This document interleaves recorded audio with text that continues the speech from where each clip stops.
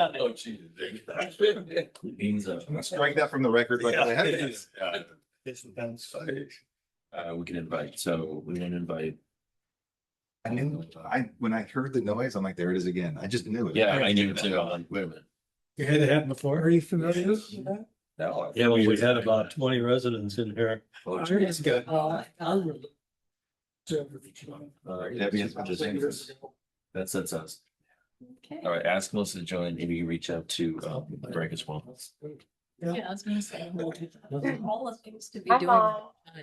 Oh, yeah. Melissa Here we will be go. back in a second, but sorry, I had to end it. Thank you. Yes, thank you. Your camera's not working either. Hold on. Maybe that's a good thing. Yeah, I was gonna say, maybe it Yeah, that's a good thing. covered its eyes. Oh, thank you. All Camera's out. right, I'm going to start the recording again. Okay, do you reach out to Greg? Just want to make sure you reach out to Greg. 2 times in 2 years. Not good. No. So the problem is that to make it public, to have everybody join, you make it public, Oh, I see. right? And so even if you go ahead and you approve everybody inviting to go ahead and go in, how would you know who they are, right?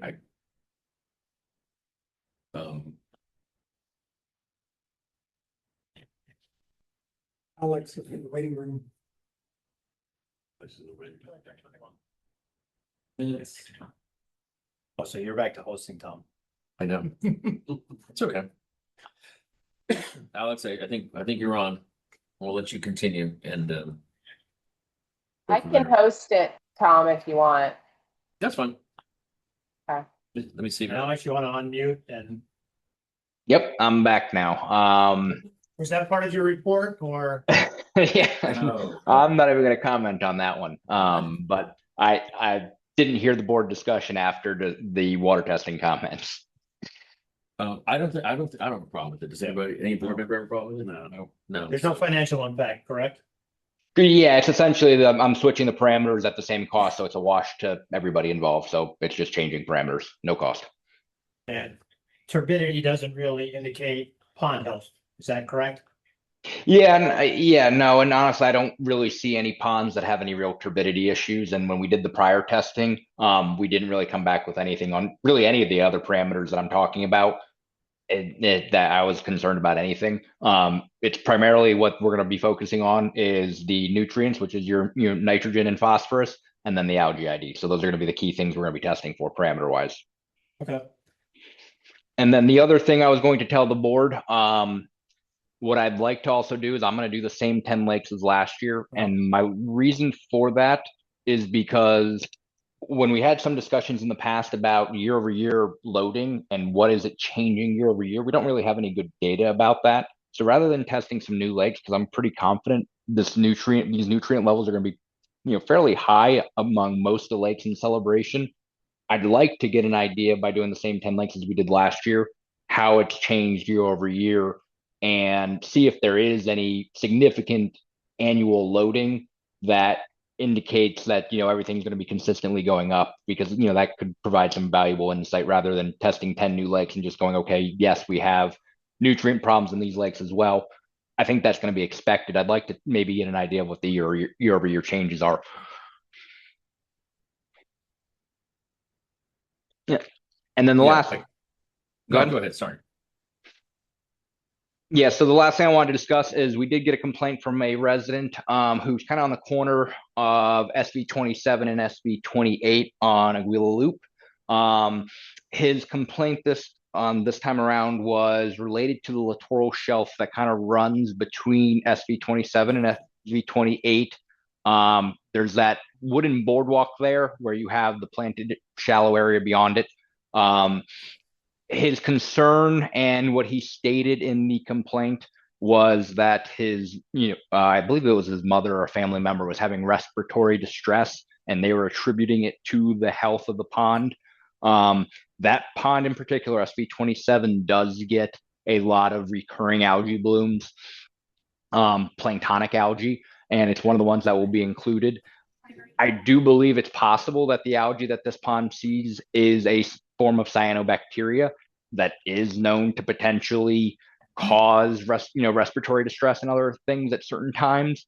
But it is, I want the board to be aware this is one of those ponds that it's one of the problem children that we do aggressively spray consistently. And the last time we did the nutrient testing, it was quite high. So we are consistently spraying it. But there is a little bit of a red flag here when a resident is complaining of respiratory distress and they are attributing it to this pond. It could be something that the district should be cognizant of. Let's get testing done on that pond right away on the algae. Yes, ma'am. That's one of the main reasons why I was thinking of the shift in parameters is to get an idea of if we are dealing with a cyanobacteria or not. So if we do testing, right, we'll do testing. And they spray and do everything they need to do legally, right? And we're at the limit. Then what? That is they came to the risk and purchased the house on a pond. As long as we are maintaining to the maximum permitted to address the issue, we can't. Are there any invasives there that would be contributing that could be removed, or exotics? No, that's all been cleared up and replanted. This This is on the side of the house. That's on the side of the house. But they were designed as littorial shelves. We pulled the original landscape designs out last year. Can't exactly take them out. Maintenance wasn't as good before Premier started. It's pretty good now. But that's the nature of that site. You have two littorial shelves on either side of that house.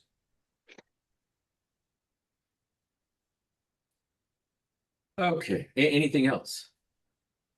No, the only thing other than that, Tom, would be the only other thing that could be considered for that pond that could reduce planktonic algae growth would be nutrient remediation. But the board did have that under consideration at one point for other ponds, and as you guys saw, it's a pretty substantial price tag to do that. But that would be the only other remedy, treating the underlying issue of the nutrients. Again, we're going to be getting updated nutrient levels, so we'll see how that pond has changed year over year. But that would be the only other method of potentially reducing that. But as you guys have seen, it is pretty costly. Well, and not, let me add to that. It's not just the cost, but there's no guarantee that's going to work. So it might require multiple treatments, and then that's going to be something else. Right? Yeah. Well, one thing that is correct. One thing I do want to inform the board of is there is another manufacturer that I've worked with other products that has come to market with their own phosphorus remediation product that is actually less than half of the other options that we quoted previously. So there may be a new cost-effective option out there. I just did some treatments on some other sites with it. So I'm optimistic that we might have a little bit more cost-effective solution. And they may potentially offer some guarantees of what they're willing to guarantee as a result as well. So it's something we could potentially look at as maybe a more cost-effective option if this, my other sites show some success. Just for the record, a couple of leading questions. Is it illegal to have algae in our ponds? No, it's not. All right. It's Second, typical in Florida and Central Florida. second question, is it violate any of our permits with the district to have algae in our ponds? Does not, as long as they're being maintained. Okay, that's the end of my question. Thank you. Just I feel like I need to get a powdered wig and all. I'm supposed to be asking the question. Yeah, I know. I'll say I'll get you your own. Okay. All right, well, thank you very much. Thank you, Alex. Very, very important. All right. Have a good evening. Thank you. Dude, And you too. All right, 6E, district manager. should I just start with the ECD update on that? Then You can, yeah. I'll just do that. So I did go to a board meeting. It was a very good board meeting. They do have two new board members. Some people were informed of everything that's been going on. This is the first meeting they're getting together to get updated on that. Every single one of them was 100%. I shouldn't say 100%, but they're all for to go ahead and do this. Their questions that they had was just to go ahead and clarify, do they need this money for anything else? How did it get here? Whatever. They wanted a presentation. Angel had all the information, but they wanted a presentation. So that will be at their next meeting. And they're looking to wrap that up quickly. I would say 2 months for them to clear it up. It could be the next one, but that's where they're at.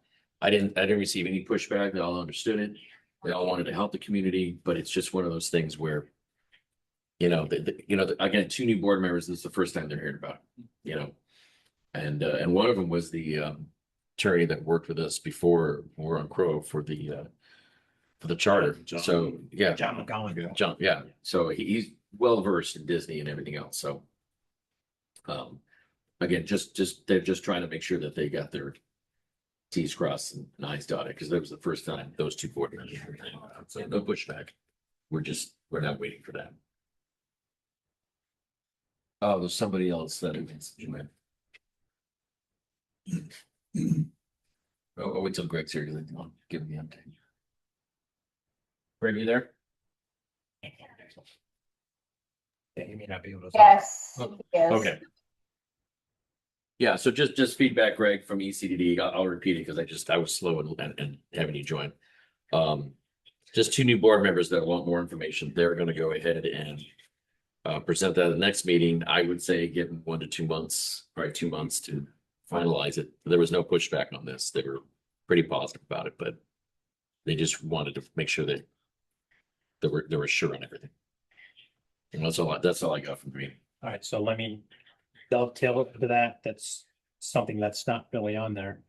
So one of the things they asked us to do was dollar amounts for projects that we needed to tackle and prioritize. Right. And we said ponds and sidewalks. Right.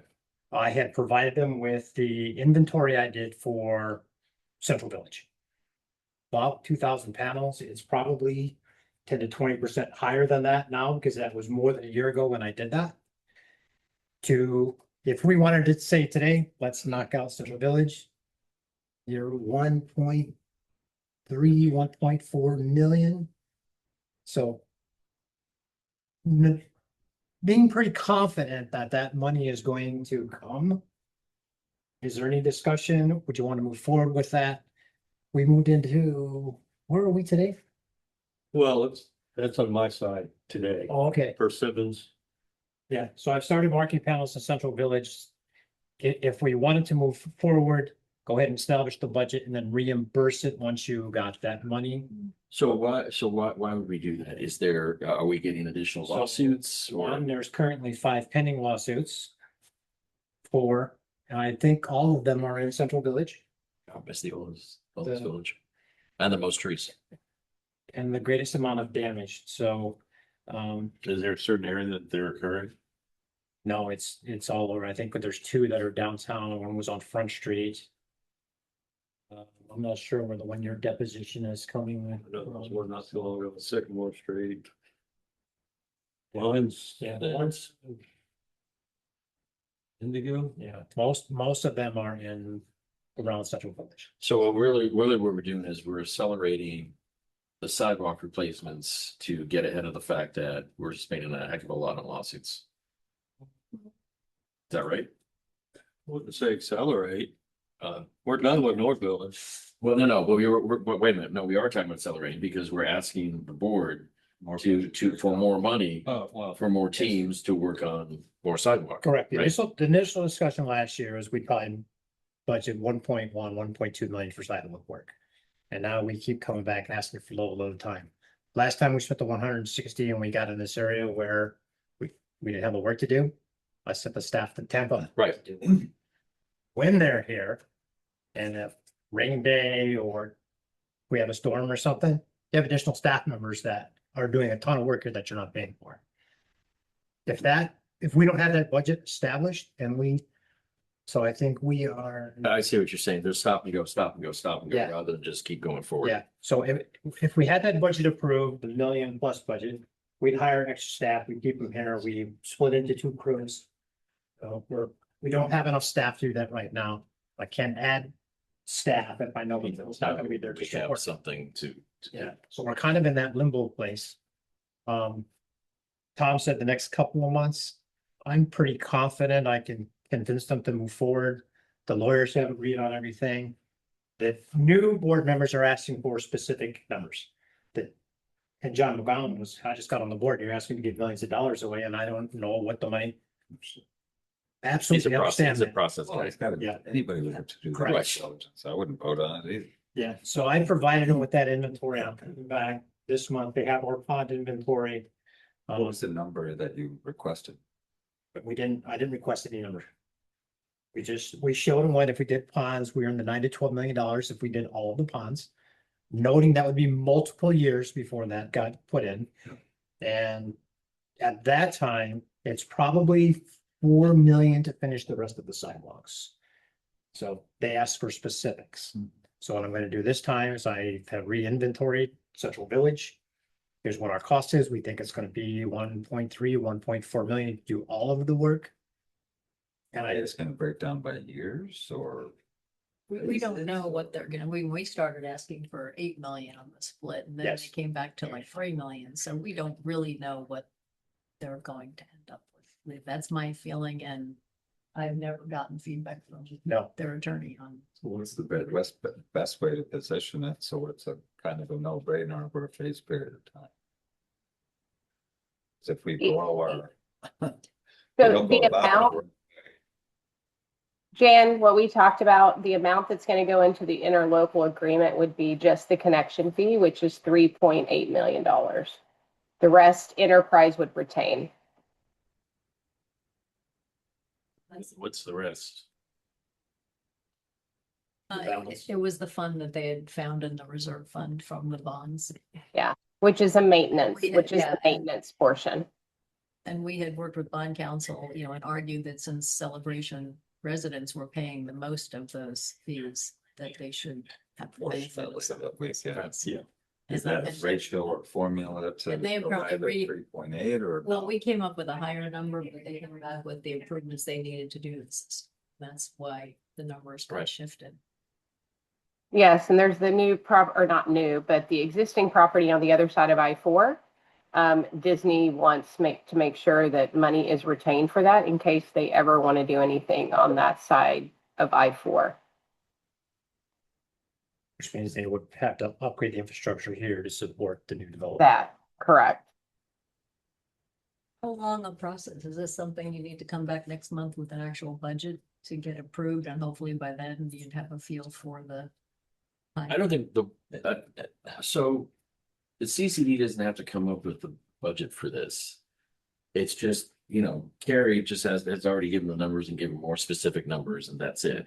They don't want like, No, I'm just talking about us approving them going forward without timing of how to approve this when we don't have the funding yet.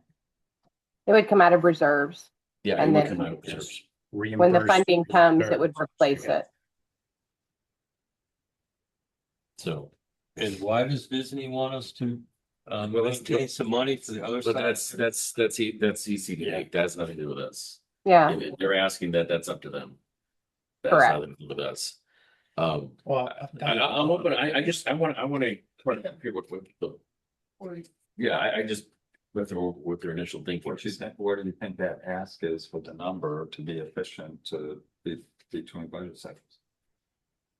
Sure ask. I'm not sure what you're asking for. What's the number? Sidewalks, just for sidewalks.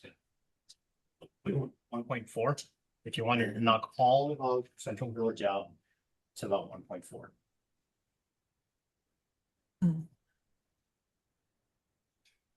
Capable of doing it all in 1 year. If you had the money, we'd add the staff to get it knocked out. In this fiscal year? I don't think you get it done in this fiscal year.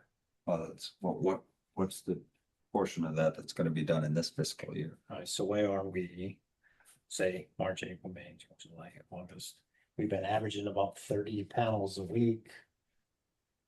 We'll put that at 100 a month. We could probably knock out 900 to 1,000 panels. And how much is that? Half. That's half the price. Yeah. You still have a 2,000 total. Last year, we did 740,000 in North Village. Problem with Main Village, and I've said this before, there are a lot of small little roads. They're all windy.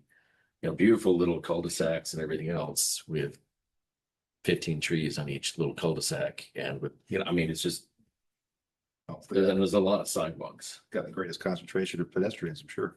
Yeah. Yeah. And we did that with kind of a skeleton staff. just a handful of our guys and tapping into a Right. couple of So celebrating if you guys. increased it, you're looking at, We probably double the size of our staff, split into two crews. Problem is the reserves don't support it, there's more what ifs. Feel comfortable doing that.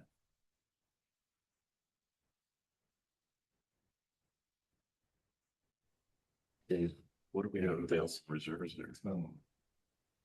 0.4, I think, is what is in there right now. Yeah, And when, Yeah, that's when tight. will we backfill it? How high you raise assessments. Well, right, but I, When you got the other money source. That's 2 months away. Or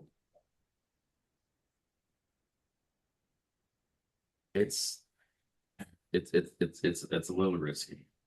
Because we would be, we put ourselves into a position where,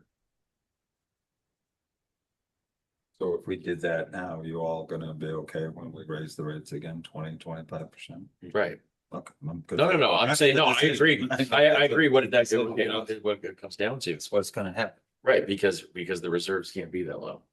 Now, I know we would take, we would say, okay, we're doing that, Sure, and this, of that, course. and I get all that. But,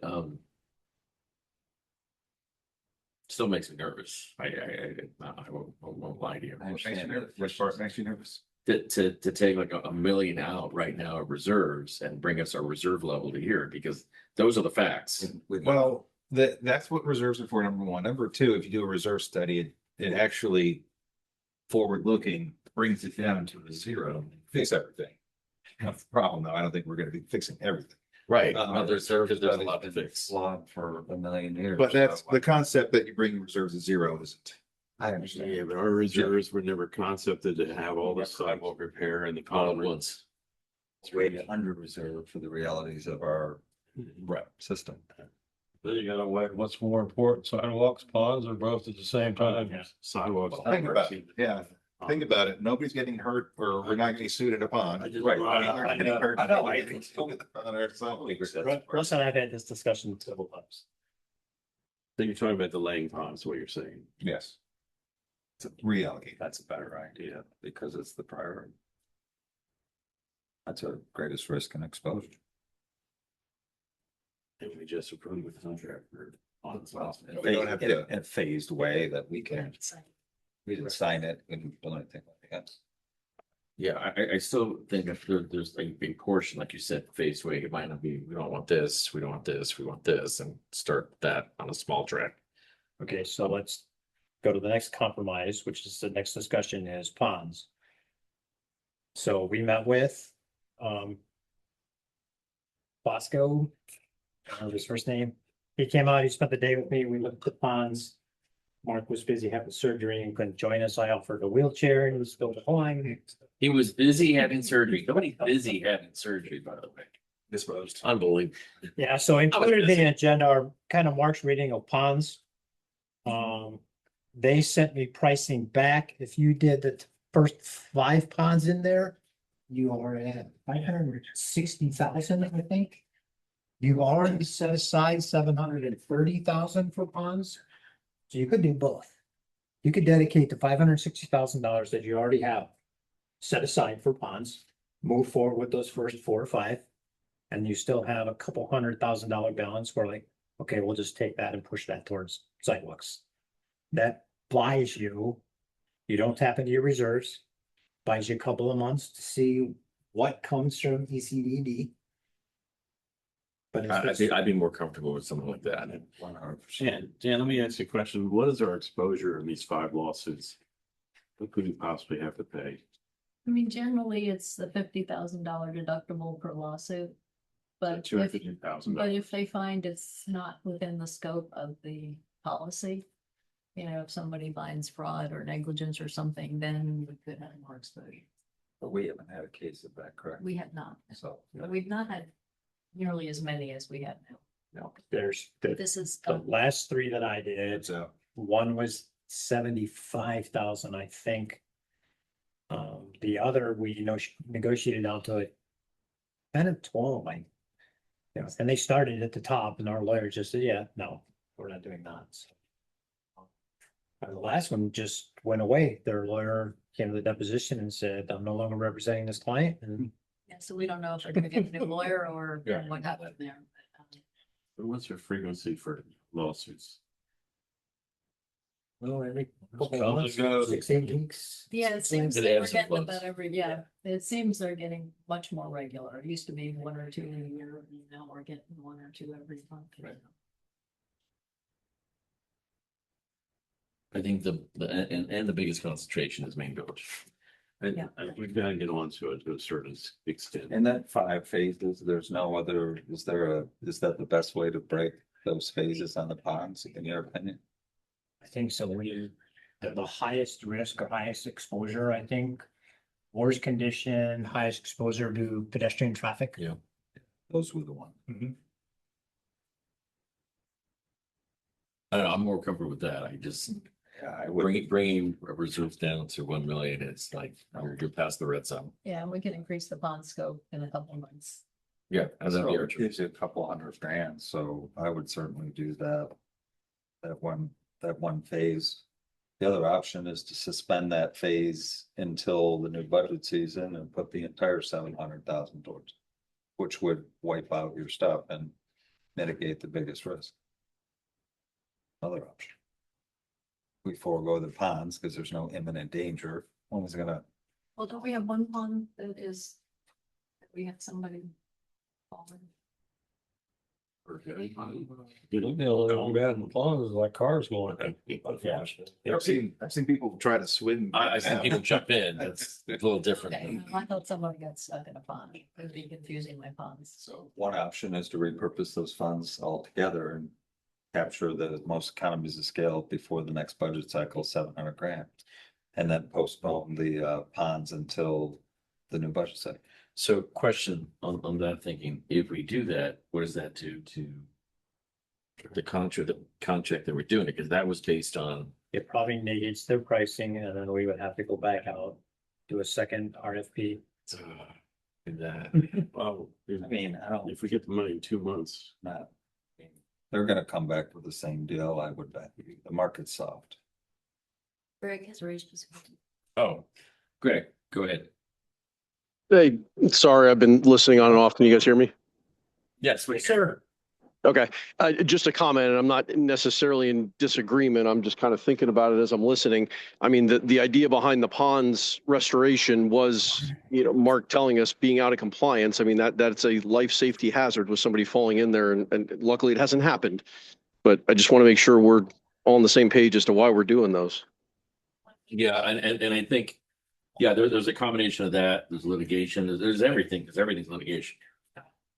Well, we have more history and imminent danger of people's lives in the sidewalks than we do in the ponds, period. End of story. So. I was just weighing the risk profile and the fact that we would have hoped to have that money and we wouldn't be having that conversation now, but we don't, so. I don't see a reason why we can't delay the ponds, How long it gets the RFP, but we already. So- Let's look at it a different way. And it's still the same thing. When you look at the contract for the ponds, how much can we delay? Right? Well, no, I understand that, but let's say we sign in end of March, right? Jan got too busy to even look at it, right? Who knows? Okay. Right. But we get to, like, let's say March, beginning of April, okay? And say, we're signing a contract, we'd like to start in, He said they would hold the rates for 3 years. So all we do is go back, say, we'll sign it right now, but explicitly not starting until October. That's our first phase, because we have other pressing issues and the influx of cash we anticipated. well, and the other thing too is it could even be sooner because if something happens It before that, could we be, could. But I'm just. just kind of see, we can find out what the plans are there. What is the timing for them to do it with rainy season and all? Have they mentioned when they would like to do it? Well, Ideally before, but You want to you start can in do, February. you can do earthwork and pond work during the summer as well. It's just, Or- I don't think they priced it out being only during dry season.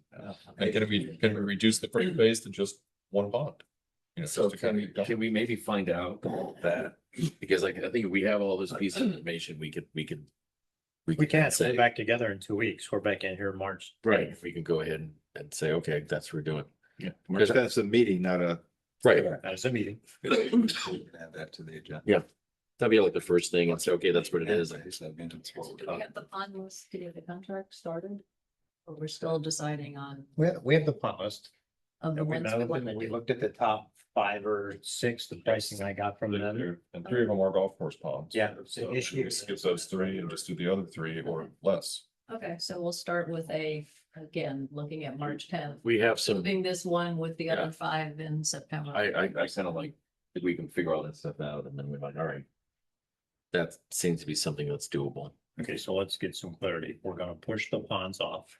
We're gonna talk to them about potentially what that would look like to the impact of their proposal. And even maybe just say, hey, worst case scenario, we do 2 ponds.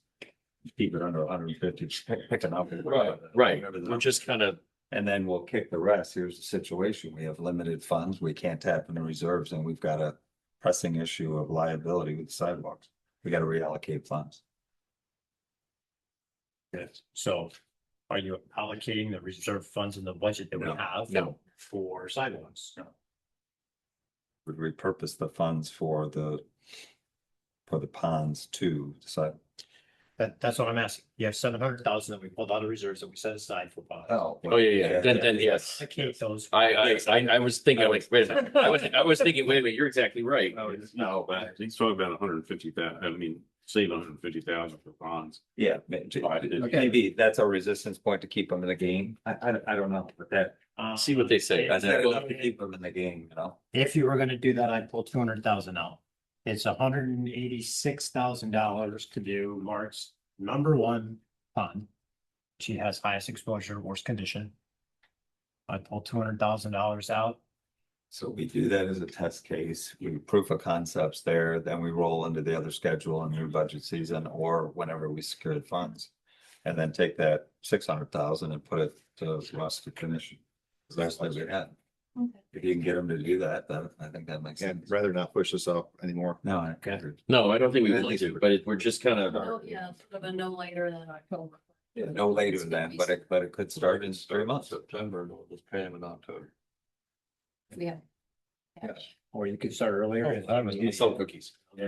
Motion for that? or- Not on that, because we're Could you not just do it? deciding anything. Yeah, There'll be some discussion. We'll If you're decide gonna at the next meeting. allocate Funds for sidewalks, yeah, you're gonna need a motion to, That's fine. we're gonna allocate $500,000 for sidewalks for the remainder of the fiscal year. Could we make the motion? For the amount we'll allocate. Now for sidewalks to keep moving on sidewalks? Instead of waiting 2 It's only weeks? 2 weeks, does it? You're not imminent. No. Are they busy right now for 2 weeks or you're, No, we're busy.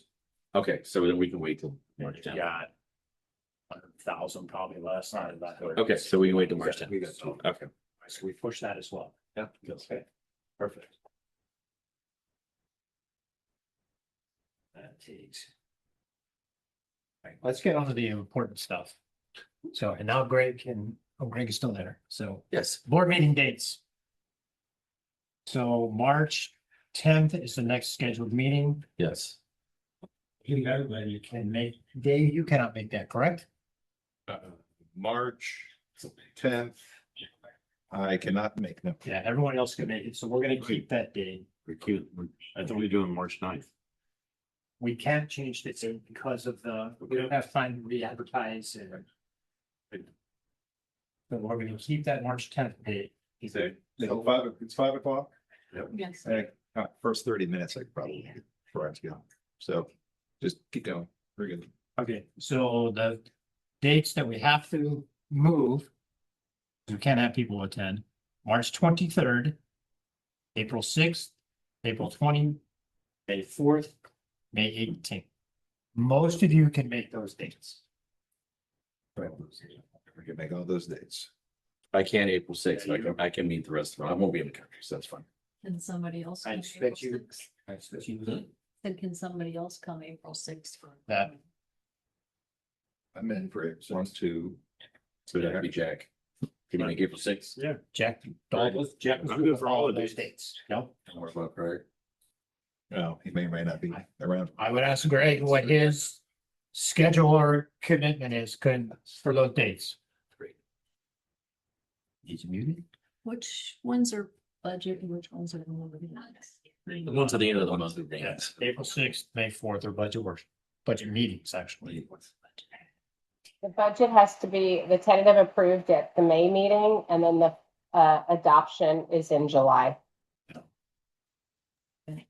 Carrie, sorry, I didn't hear the dates, starting in April, and I think what I emailed you. I can commit to being online, but I can't commit to being there in person for a quorum. Just, I've got a large RFP at work that's gonna take me out of the pocket for at least a good 30 days, so I can participate, but you can't count me towards quorum.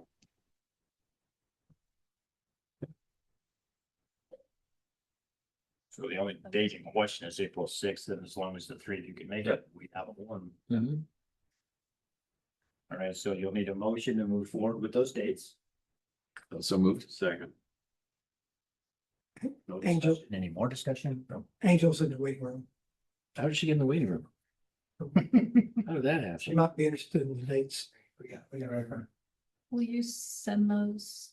All right, Angel, you're back. Yes. Thank you. All right, vote. All in favor? Aye. Opposed? Okay. And then June, we'll go back to our regular Tuesday meeting dates. All right, left on mine is last time I was tasked with what's it cost to paint curbs. So Kyle was going to be here and he got called out to another meeting he had to attend. He did a complete inventory, I saw the fire pictures. hydrants. So it was, we kind of sent him off, find your way around celebration task, so. I told him it takes about a year before you don't need your GPS. But labor wise, we're already painting all the curves for Enterprise. It's not a huge amount of labor to paint the 40. Existing, yeah. Yeah, they're already marked. It's about $1,000 in paint. If you want to repaint the existing curbs. Right, well, I think that's all we're focused on. I have a few questions because I looked at every picture. And the reason I looked at every picture is I know like in Main Village, you got the fire hydrant, and you got this piece of yellow right here. Right, and they only paint the curb. In some areas, I don't know why somebody started, they painted the curb and the gutter. I'm like, why are you painting the gutter? I told you there were some places where I saw that. It got Correct, and there's a lot of places like that. But the other thing is, I thought was interesting is there's some that are in front of the fire hydrant. And then there's a mailbox right over here. And this yellow paint keeps going up right to the mailbox. And I'm like, no. So what I want to do is, I want to make sure we've got a standard. So we create the standard. Okay, that's what we paint. The second thing is, if it's yellow painted on the street, that the county painted that yellow, it's got to meet that. So in some cases, I see it shorter. In some cases, I see it's bigger. I'm like, well, that doesn't meet. You see what I'm saying? But other than that, I just want to make sure these are all legally yellow ones, like somebody just didn't, Legally, I don't think any of them are legal or illegal, right? There's. Well, no, what I mean, well, there's a difference where I go in front of my house and I paint yellow in front of my curb because I don't want anyone parking in front of my house. That you can't do that. It's not enforceable, and you have to have a sign saying that there's no parking, or it's not enforceable. Okay. We can ask law enforcement when they're sitting there. You're correct. It would have to be posted to be enforceable. Correct. So a lot of those curbs. Guys, I thought the county told us exactly the opposite. I thought they said they did not need to have a sign in order to make it enforceable. It just needed to be a yellow paint. They don't paint curbs. For hydrants. No, and the sheriff's. No, office I told us- understand that, but what I'm saying is I don't think there needs to be a sign to make it, to Tom's point, and I'm in total agreement with him. We need to establish that these are valid, no parking areas that should have been and were painted. But I don't think we need signs to enforce them. That's not what I heard the county say. In every neighborhood that we do enforcement in, it's posted. So, Yeah, the other deputies told me you had to have signage for them to. Yeah, okay, so some. Yeah. well, maybe we need a clarification for that, but the reality though, I don't think you need a sign in front of a fire hydrant to paint it yellow. Right, No, you fire can't park hydrants there. Correct. Right, and that's what I'm looking just at really fire hydrants, But there's some areas where they put their fake yellow paint. And the county said, oh, if you find that, they'll come and take it out. Cause you can't, can't make it up. Yeah. So would it be safe to say that we don't want to paint any curbs other than in front of a fire hydrant? Maybe, I don't want to get into that. Where or the post? There are some, here's the problem. We're dealing with history now, because there are some boards that approve, hey, oh yeah, we want the county to paint here, we want, The county hasn't painted anything out here. okay, well, they've asked us to, and the CCD did. Let's put it that way, right? And then Nash, there's a few of them that are on there, and I understand Nash, so I'm not sure if CDD did that or if the resident actually went down to the hardware store and bought some yellow paint. Yeah. I can't remember. I know there's some places where I just know we didn't do it. The downside of painting is. And what's interesting is if you look at some of these curbs, you're like, wow, that is pristine yellow paint. We haven't done it, and neither has the county. Greg is. Two hands raised. Oh, Greg, he was first. Greg, go ahead. Is it not somewhere in the original design? Maybe I'm being naive here, in the design documents in the PUD or somewhere, at least the original stuff that was put. I realize anything that was asked extra probably wasn't added in, but wouldn't that be part of the original design documents for town? No, that's traffic control. No curb painting. I have not come into any obligation. Well, let's make it a generic question. Is there any known obligation to paint curbs anywhere? No, the county doesn't paint them. County doesn't paint curbs. We're under no obligation to paint any. No, Correct. Then why would we do it? because we told the county that we wanted to have that power. Well, power, yes. Okay. Okay, I like having power, but Yeah. not necessarily exercising. But Exercising is different. No, if it's. but there's a lot of stuff that we were technically not supposed to do, right? And we do that in celebration as a community thing, aesthetics or whatever. I mean, take our trash pickup, but I'm just saying, it's just aesthetically to go ahead and paint, and that's why I want to set parameters on what we do and don't. Where it's existing and, like fire areas, it's just that area, which the ECDD does, and but I don't want to go ahead and all of a sudden, we gotta paint your curb for $1,000 type of system. I just want existing and that's it, nothing, not asked one step asked more. Mark about this because county code is 14 feet for a fire hydrant. 7 on each side of the fire hydrant, correct? But Celebration got a waiver, Celebration got a waiver in Correct. Wayne Village. That's what I was at, because I noticed it's not consistent and I asked Mark why and he Right. said because Yeah, a lot of the older villages was 10 feet. That's kind of an older standard. then you got some that are on a corner where it's. I get that, Well- it's anomalies, that's fine. Can I ask what would be enforced if No. Joe, sheriff's deputy goes downtown and sees somebody parked X feet in front of the fire hydrant? They don't know there's a waiver, right? Yeah, it wouldn't be on file. They'd go based off statute. Yeah, so that waiver is useless. Sounds like. Yes. All right, so go back to my original question is, why would we consider painting anything? Why would we consider having landscaping, because we're not required? to That's do not that? the. Well, I'm just asking. What's the answer to the Why question? everybody gets so offended by everything? I'm not only offended by you right now. We got here, What are you talking about? Answer my question. What are you interested in painting? we got. I here answered that question What? earlier. So You weren't paying attention. Aesthetics in the community.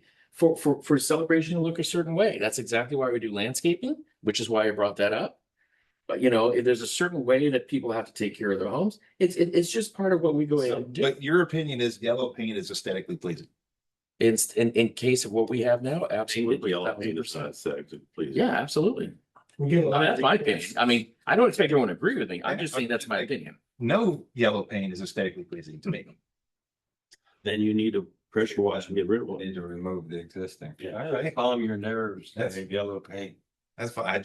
I'm objecting getting into the yellow paint business. I don't see yellow paint. I think that Wanna- Enterprise should Yeah, continue. Greg, hold on a second.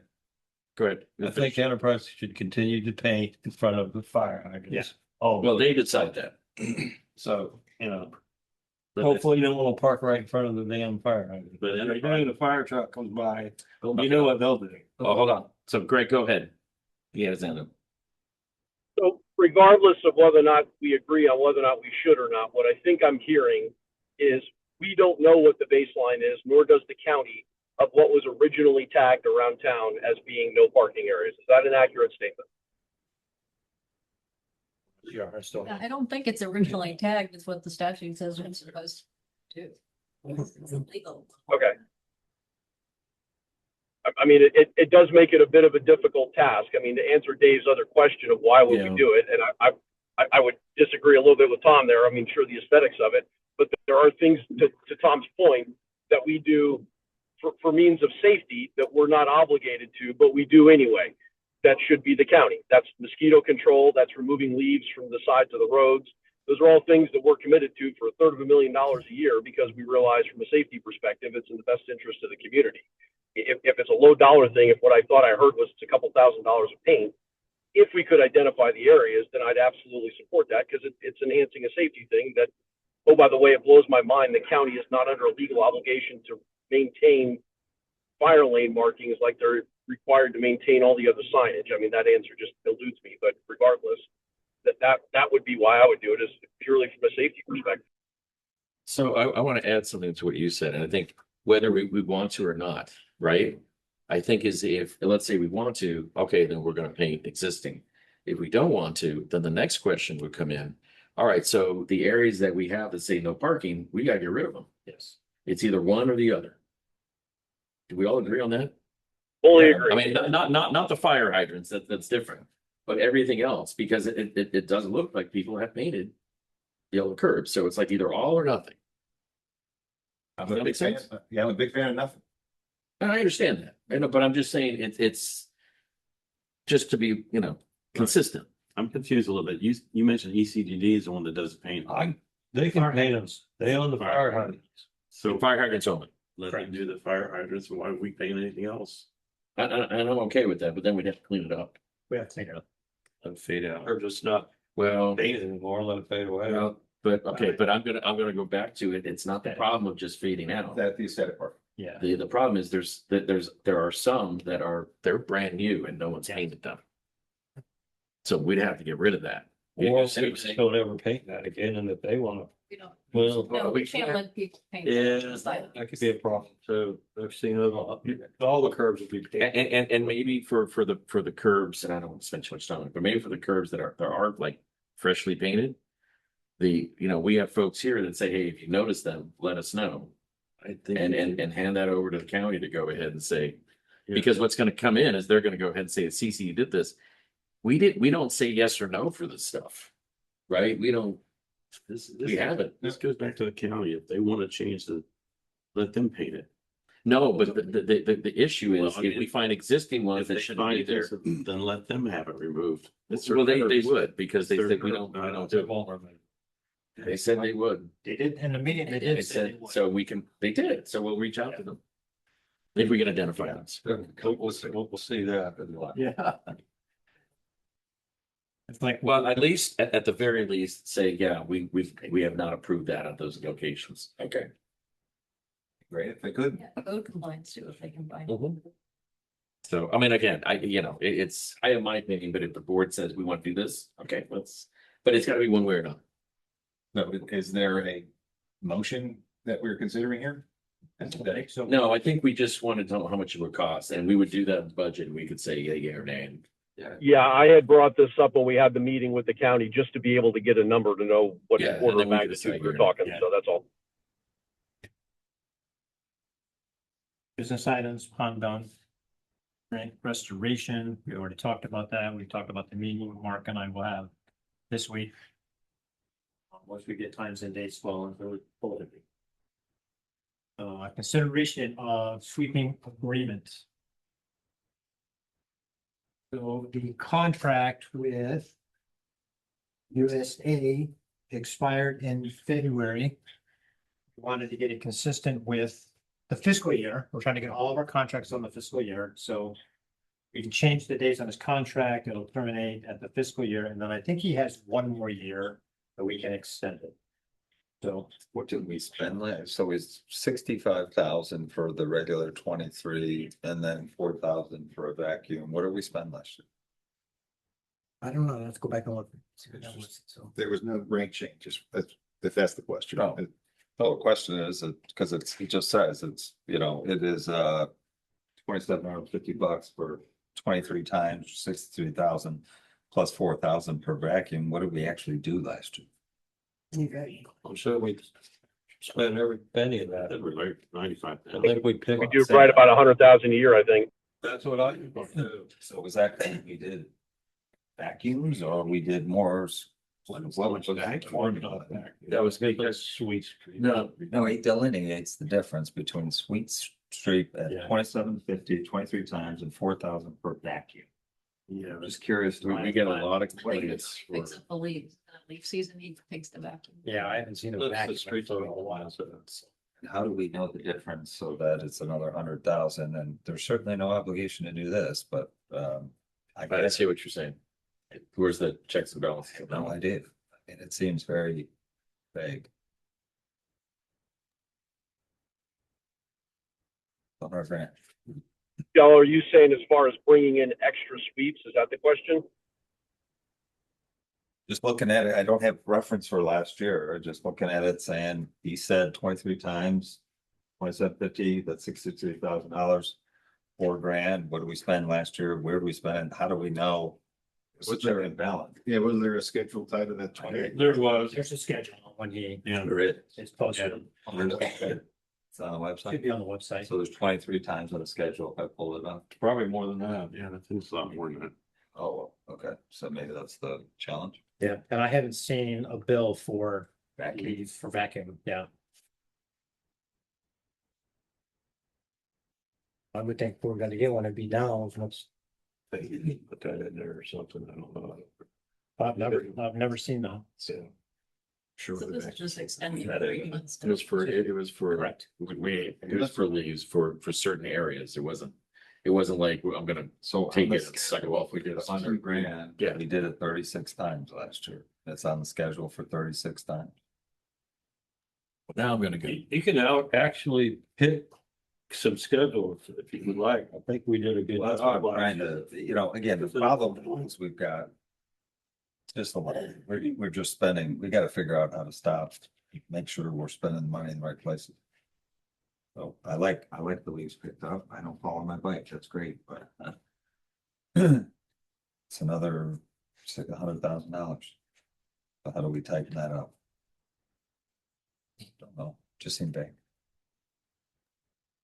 So, Shell, just for a history, about 2 years ago, I did engage the county because they're county roads and said, "Hey guys, we're cleaning your streets from a safety perspective, and you guys have a street sweeping contract for the county, for which you only bring your sweeper in on Celebration Avenue from 192 to the 417 bridge, and that's it." I said, we've got all these deciduous trees that you have in town that are part of your plan that you approved in the design. Can we maybe get some additional cleaning in here? And they said, "Nope, we don't do that anywhere else. So no, thank you." And I said, even though it's a safety issue, and they declined to do it. So we have continued on. I've raised the same concern, though. It's $100,000 a year we're spending cleaning the county streets, and it's primarily aesthetic, but it is a safety issue. I know at least one person that's slipped and fallen in county roads because of those. Right, I get it. I mean, look at what we did with the sheriff and how much attention we're getting, we're spending nothing. Wasn't that brilliant? We're finally getting our tax dollars to work, so. Mosquito spraying, I just- garbage. At what point do we stop and, get people and hold them accountable and not keep burdening the residents? Well, for consistency, like mosquitoes that you're bringing up, they don't, unless you call, they'll come and spray once. That's it for the rest of the county. That was a nice service, so just curious to how we maintain it and how we manage it. They need to decide how to move forward.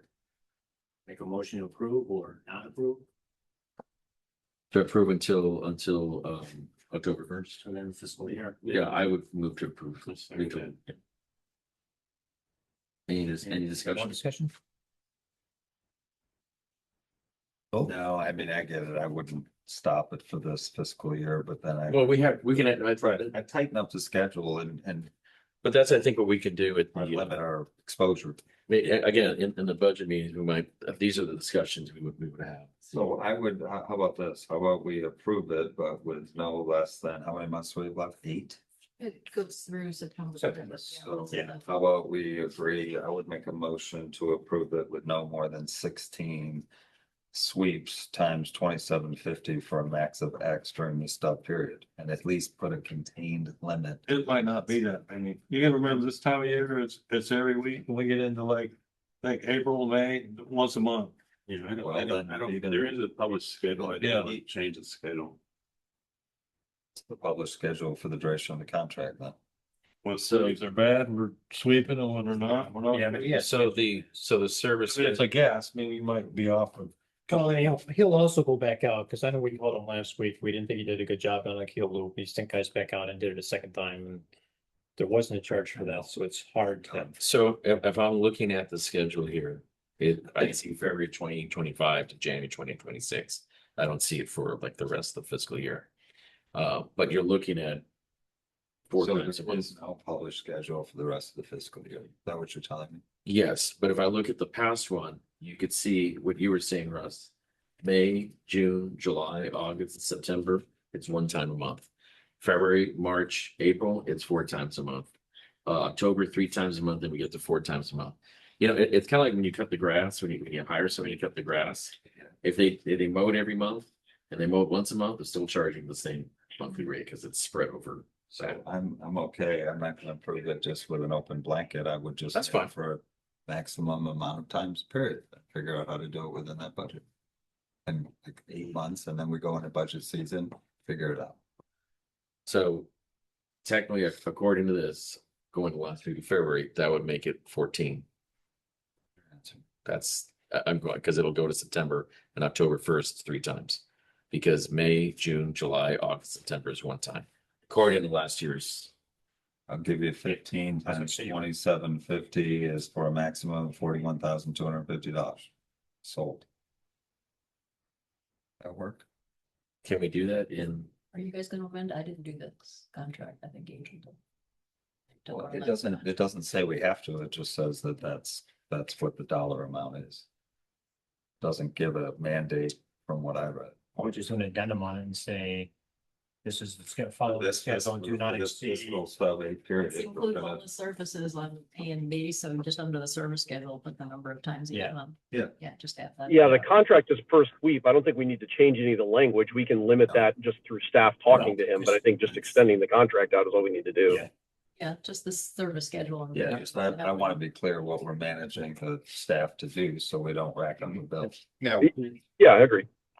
the new thing here, though, is that it limits the flexibility of staff, right? The caps them. So if they wanted an extra sweep, they can't get it. Correct. Well, but the difference is like maybe they didn't sweep correctly. No, not Get that. charged. I'm just. Oh, just like an additional one entirely. Yeah. Oh, okay. You know, yeah. for that Well, just- July. Right. One extra sweep cannot. It does. If we do this, if we do the schedule rather than the dollar amount, then you have the authority to do extra. So I think an extra 2750 should be in their discretion. There you go. Okay. That's why I said 15. You guys got that? We need a, I did have one question. Carrie, can you confirm, do we have an additional option year beyond it? I'm looking towards the end of our fiscal year. Are we coming Yes. up on a recompete or do we have one more? Now, there's one more year that this contract can be extended. Okay. And he said he would do it with no increase in cost. If I wanted to extend it out an additional year now, and I'm like, nope, let's get on the fiscal year, we can have a discussion during budget. Well, my recommendation, guys, would be food for thought. If he's willing to extend extra years at no cost, I would suggest we do that now. We're under no obligation to exercise those years. And we still have the ability, to Shell's concern, of dialing up and down the number of sweeps. But if we've got a vendor who's saying he's going to go with no escalations on out years, why would we not want to extend that and lock him in now? Angel included 2 1 year. Yeah, I don't disagree with that. this isn't covering 6 months. This is going out 2.5 years. Correct. No, those are extensions. Maybe we're Restoration is gonna do January option third. to- Yeah, they're not. So you're agreeing to the Well, 8 but what months. Greg is recommending is extending the 2 years now and locking in this price. If what I heard Kerry say was he was willing to hold his unit pricing and do additional years, if we lock it in now with him, I would do that now, and we're still not under an obligation to exercise the option periods if we don't want to. But he's You got will. to pay for the truck. It's just, Yeah. that's a, what's that? Just got to pay for his truck. Yeah, the conversation was nice. too. That's what, Does a nice that's job. what's in the agreement, that there's an option of the district. For now. So are we? I'll be very clear. Are we talking about do the extension till October first and one more year? Are we talking about October first and then 2 more years? 2 years. 2 years. So you'd be extending it about 2.5 years. Okay, and then that's what I Yes. wanted to understand. It's rate. Okay, 2 years, 8 months. Okay, so now you need to go back and make a motion that. This- Withdraw your But motion. and now release it's the actually the old language. Okay, so you are making a motion to renew the contract through September 30th and keeping the option for 2 one-year extensions, the same rates. I thought we were gonna exercise. Yeah, wait a Okay. minute. Rather just keep the options and not enjoin us to the 2.5 years. I wouldn't vote for that.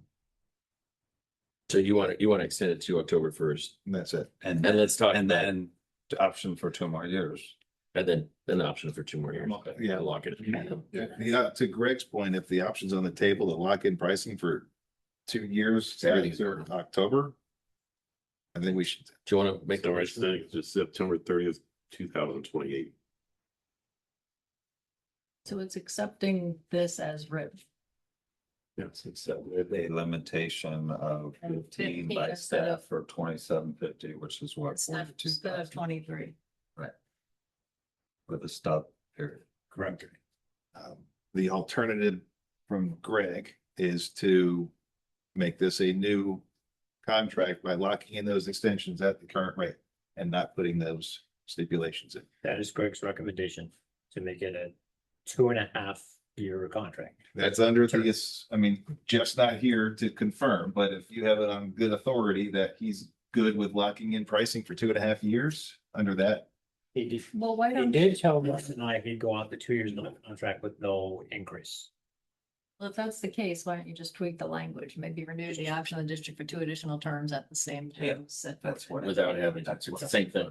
Right, because that way there's not an obligation. Did I just take this? I mean, if we're amending it, we can propose whatever amended language we want to and see if he accepts it. You better ask the board if they're gonna pay you to do that, so. Oh, next Yes. year. She's already on the bot. Don't start. We're beat you up. trying to get it. My money's on Jennifer. Okay, so what, Got it. So a so motion. on what Drew's motion, Okay, so you need a new motion to accept the street sweeping services agreement to run through February 1st of 2026 through September 30th, 2026, with 2 renewals at the option of the district at the same terms, subject You want me to, to say all that? subject to the diagram. With, You want You can say so made. So made, please. the staff. also- I second so made. With staff having the option, yes, Right. but changing With it. this, the option, they have 2 years. Yes, I think that can. okay. No further discussion. All in favor? I wanted this one to end in September, correct? Yes, you'll modify that language and we'll. be delighted to. I love contracts. Item 2. Oh, sorry. Amendment to the Infomart contract. I don't have it in my agenda, and everybody else either, because we sent it.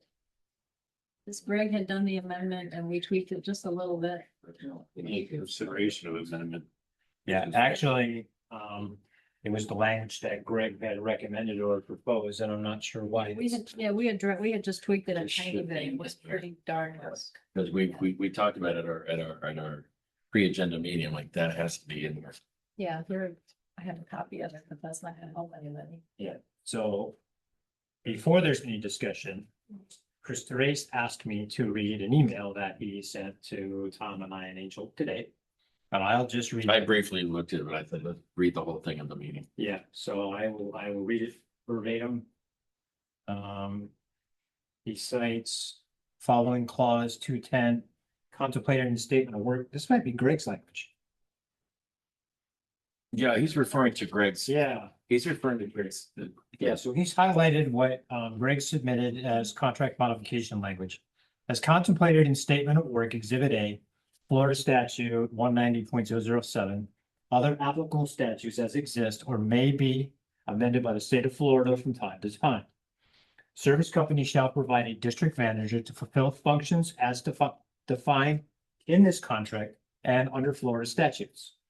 To ensure the Board of Supervisors required compliance with Florida statutes, no change of personnel to the district manager position shall be made until service company obtains affirmative concurrence from a majority of the Board of Supervisors. Prior to any such change, service company shall present to the Board of Supervisors the intended replacement district manager in person with a current copy of the candidate's resume, a proposed transition plan, including a schedule and other substantive information as may be reasonably required. In the event of emergency circumstances, death or incapacitation of a district manager, let's take that out of it. So. Boy, for Twenty-fifth Amendment? just got kind of dark in here. Service company may provide a substitute district manager upon written notification of district chairperson and district legal counsel until the next scheduled meeting of the Board of Supervisors, upon which ratification of such a personnel change may be made at the discretion of the Board of Supervisors. So that is Greg's recommendation. Okay. This is Chris's response. While this may be best practice, we do not generally include that into our agreements. Also, opening up the current contract to edits should then be mutual exercises where Infomark would have the opportunity to update the current pricing structure for market wage adjustments, cost of living, inflation increase, benefit increase, cost of vehicle maintenance and purchasing, etc. The attached contract is the most recent contract we are operating under, which is valid through September 30th, 2029. Let us know if the district wants to pursue this language. We will prepare a list of the requests that Infomark has to include any amendments. I'm opposed to opening the contract at all. Okay, does it make sense? I don't think we should be choosing who our district manager is going to be. That's your responsibility to hire and fire him, not us. Well, then you gotta look at it this way. Our company, if like something happened, if Kerry moved to Hawaii, we're not gonna hire them I understand. AC, to come in here and run the company. 2 months ago, we had an issue where we held the feet to fire for United Landscaping for not having a group. Okay. Now it's turnabout fair play. Okay, I don't think that we need to be doing this. And I don't appreciate somebody trying to open a contract without talking to the board first. Well, it's now before the board. And I see the value. Because I think the district manager is the key personnel that is, and I expressed that to you, Carrie, this past week about how great a job you're doing. And I think that's something that we want to maintain control and oversight of. So having that in the contract, I think is beneficial to us as a board and the community in general. I wrote my own notes. I'm like, no agency, we have no control of personnel. They're an independent contractor. I do not want to be in the business of the selection of what you're doing. Now, I want to know what you're doing, and I think the problem at hand is that you guys didn't do a particularly good job communicating to us. That's a problem. And I think you rectified that problem, but I do not want to appoint or take flag your agency over your employees. If you're not doing the job, then we'll do other means of handling that. And I don't want to open up the contract at this point. So I would be against it. Tom? You want me to, I mean. They always come back to me. Well, you're the only one that has- I don't always have to say something. By finding quiet, I still get in trouble. Yeah, I tweaked the language some. I'm sorry I didn't get in here, but I lean towards shall. I mean, if we pick or don't pick someone, if we pick somebody, we've taken on some liability for that person that they're qualified and done the right thing. So if there is something wrong, they're an independent contractor, they're responsible. If you don't like who they chose and they don't change it, then we deal with the management. That way it just doesn't work. The only briefly, the two parts I had was, since the beginning, I was told that this was a performance-based contract. And, if the company or individual is not performing, they take action. But I was told it's a performance-based contract. This changes that, in my opinion. But also, I find it a very big danger when the board tries doing certain things in different boards, because what happens is you lose that independent voice that you would have on the board to go ahead and say, you know, there, you know, if that person's getting picked and by board members, who do you think their allegiance is? I don't want the allegiance of the management company to be just for the board or whatever. I want to go ahead and say, this is like the right thing to do or not the right thing to do. I think that changes that. And I know in other boards, they tried doing this and it was really a big deal because you need them to be a little more independent because they've got to kind of, you know, we're saying now that, and I'm not saying we're good board members, I'm not saying we're bad board members, but I'm just saying in the future, you gotta have a board that's trying to do a thing without that district manager saying, whoa, you can't do that, or no, you can do that. I think you lose that particular, you know, litmus test that you should have on anything. So that's just me. There a motion to amend it? I move not to open the contract. Second. Second. Call for a vote, Tom. So yeah, all in favor? Aye. Aye. Opposed? Hey. All right, dropped off. I think Greg was a name we can Okay. assume since he. That was 3-2, so it doesn't matter. All right, That I didn't. too far. But I'll tell you, you guys, next time, the way that whole thing went about just was. So communication, I think, is important, but it would have been a lot easier had it been clear, and I think you guys corrected. Yeah, so interesting conversation is I kind of got recruited by Angel to come and work for InfoWork. I've met some of their staff. Not for this position, managing multiple districts, trying to kind of build a maintenance division for them. The first week I was here, I met Greg and had dinner with him, and Chris and Angel said, at some point in the very near future, Carrie's gonna be the district manager for Celebration. Specifically had a conversation, like, I don't think I'm interested in that, so. And I think that was their plan, Chris and Angel's plan was always that she's using the elevated to VP. Quite honestly, you can manage some of the smaller districts, I think. There is no way she can do that role and manage Celebration. So, and it has taken us some time to kind of find our footing and divide responsibilities. Seems to be working very well. Dave, thank you. Sent a very nice email a couple days ago, so greatly appreciate it.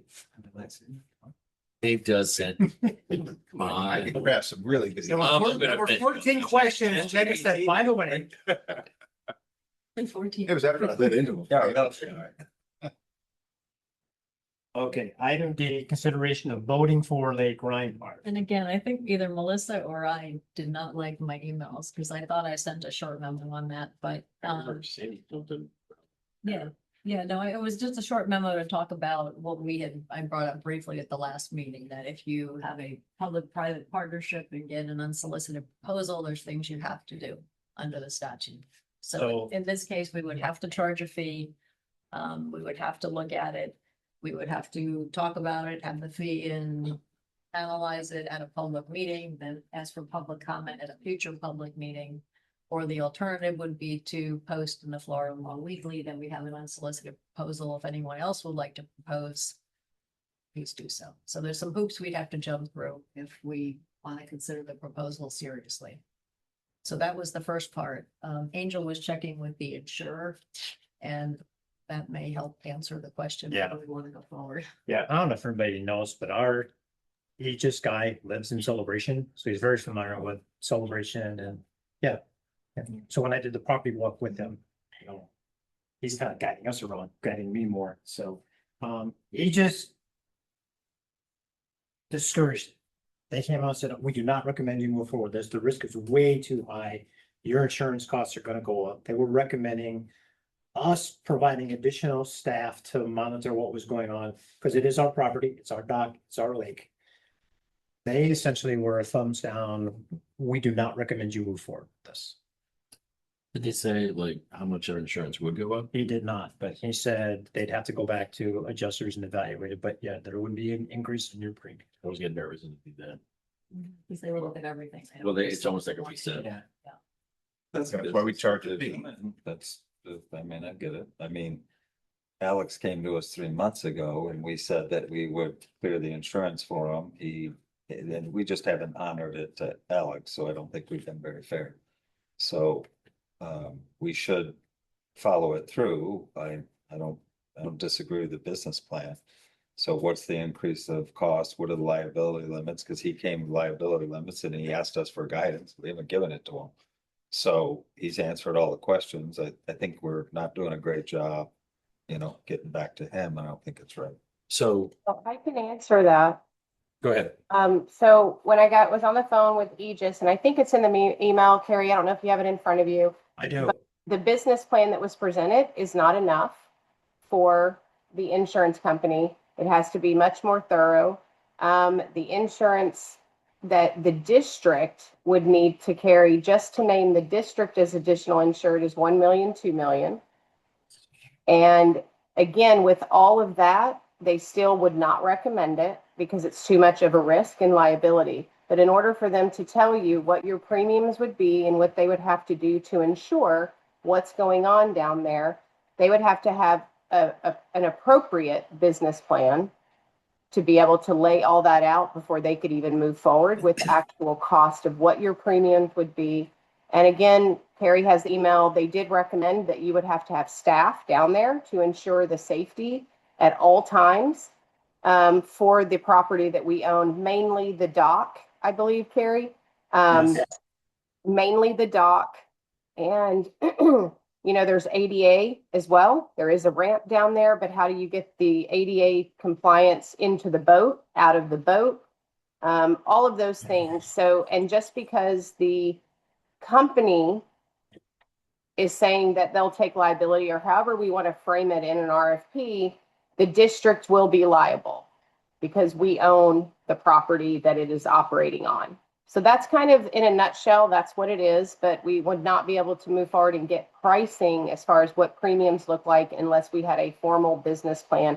And Carrie, don't correct me if I'm wrong, did he lay out what the business plan needed to be? I think it was the first paragraph. Yeah, he said he expected it to be from a certified maritime operator. Yeah. Business plan from a certified maritime operator? Yeah, at this time, it is unclear if the LLC has already been formed or if the proposer possesses the required experience to manage a commercial operation.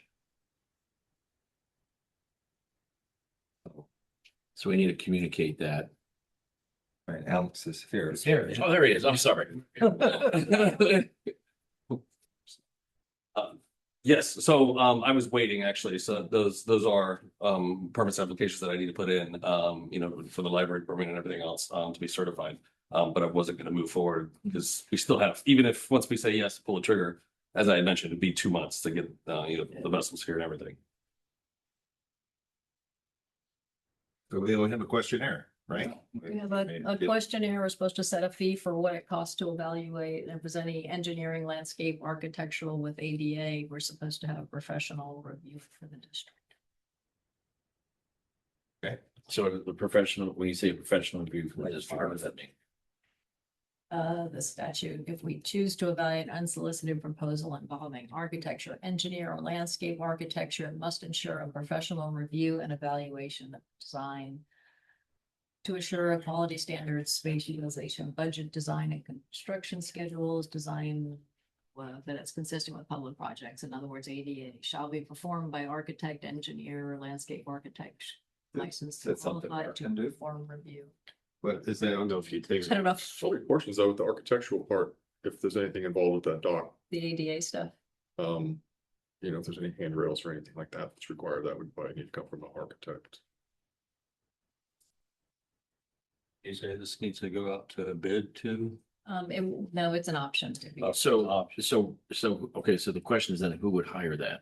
The district would, that's what we have to But set. I just want to understand We that. have to set a fee. It says you shall set a fee. We can't do it without a fee to cover the cost. So we would have to of fund. investigating. We would have to see what it would take for Mark or whoever to evaluate business. Tell Alex that if he wants to go for it. he's Here gotta are pay the insurance hurdles. These are the things that we would have to comply. We're getting the cost together of what it would cost. I'm assuming we haven't done this before in the past 30 years. No, I think Disney just signed that first one when things opened because it looked good.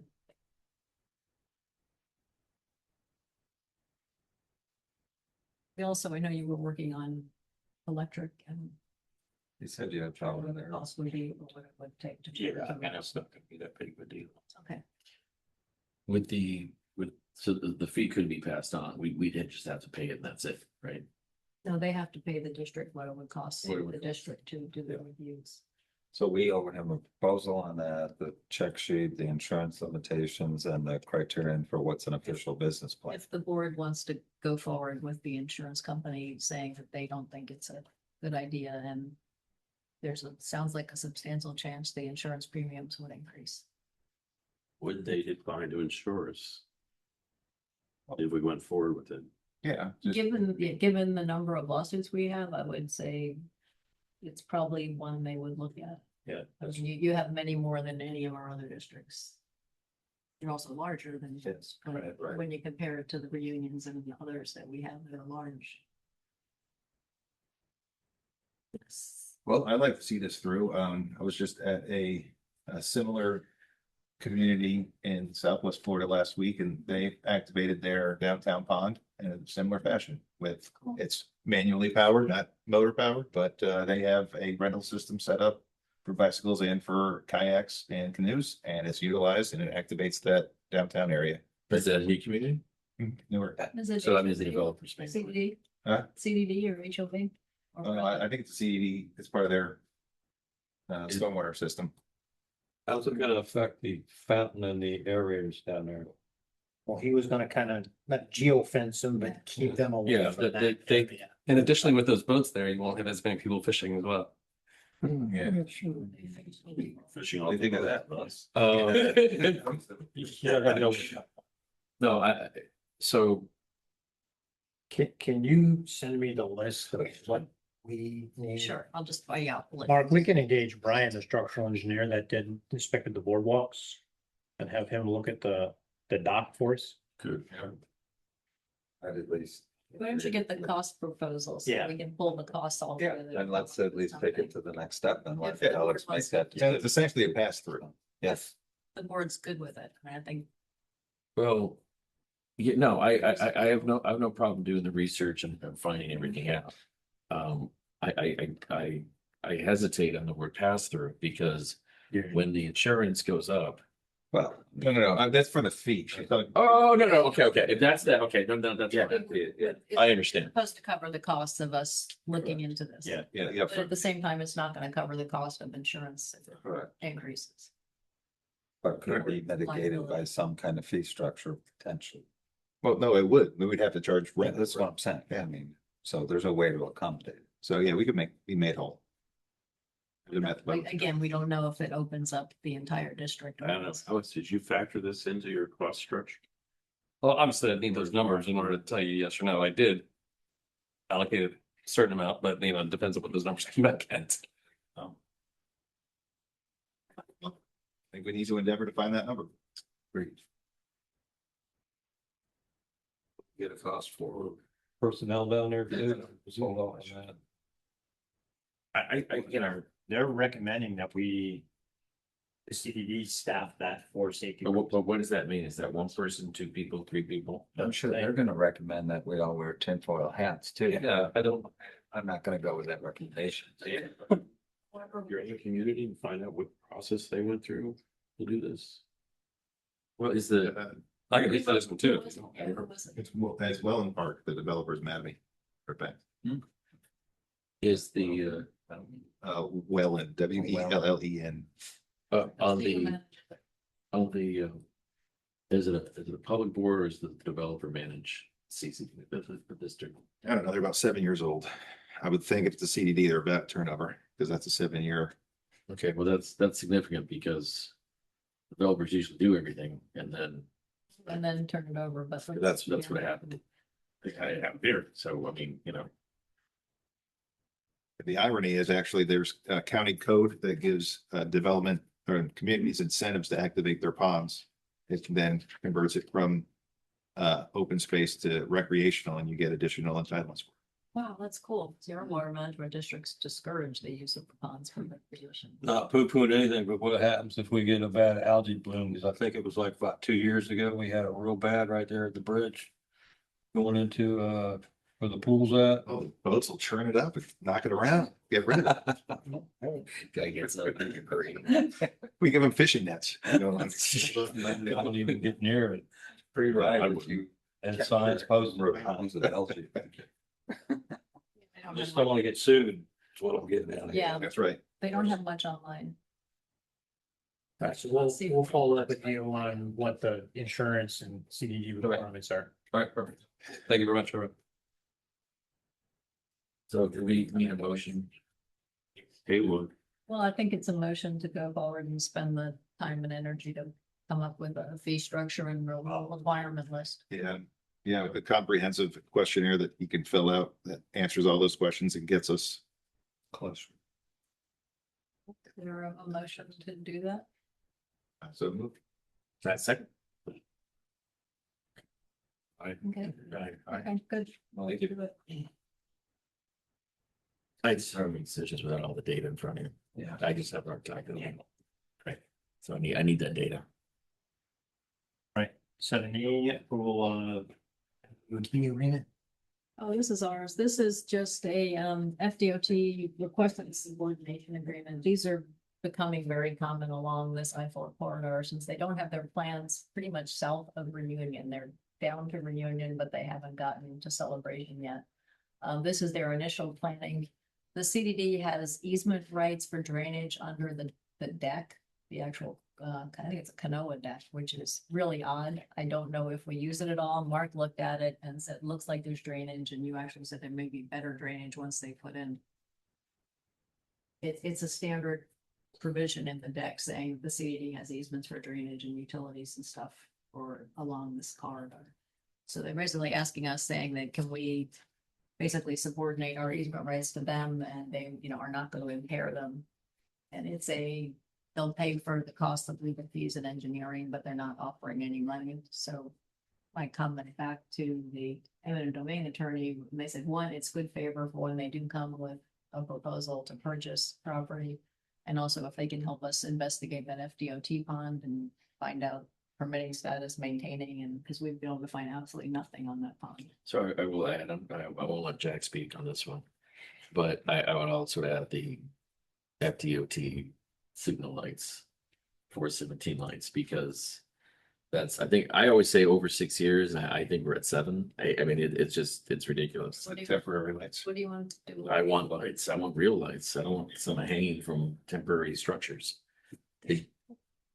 Those are temporary. They remove them. For 5 years now. No, it's more than that. Okay, I will add that one to. It's just, every time, because I have these guys call and it's like, we're waiting for the budget. Oh, we're waiting for the items. We're waiting for the budget. We're waiting for the items. We're waiting for the budget. We're waiting for the items. I'm like, I think they're waiting for the Salvation Avenue. Yeah, It's designed. yeah, and they removed those lights because they could fall, actually, they were rusted. I know, that's okay. I'm But just we have a saying. lot of other poles out there that we, No, they're replacing them, they're replacing 2 up front too. That's 1, 2. So anyway, so We would suggest approval as long as they pay. I'm not holding them over the barrel, but I'm But like, I'll throw those 2 things in because I already told them about the pond. Okay. And they have a bunch of other parcels that they withdrew the big offer. But they're still redesigning some of this road. So is this It's a a mess. precursor to that or is it not directly? We don't know. Their plans are not out for all of this. The eminent domain folks, I see the one attorney all the time, so nothing new. The reunions had a couple of these and one small taking. So I think some are. well, you need approval of the resolution. Yeah, just approval of the subordination agreement. I move to approve it. so that's.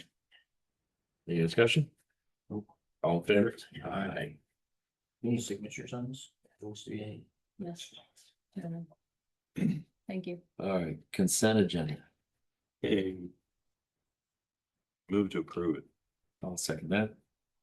Any discussion? All in favor? Aye. Supervisor requests. Cannot be any left. I want to bet. You spoke too soon. Motion to adjourn. Yeah. Can we get the audience comments first? Shell, I'll start When with we you. go to the budget seasons, there's a possibility to get the consolidated budget, but schedules for each that more clearly delineate what and how we did, like asset schedules, because it's hard to see the individual buckets for these expenditures.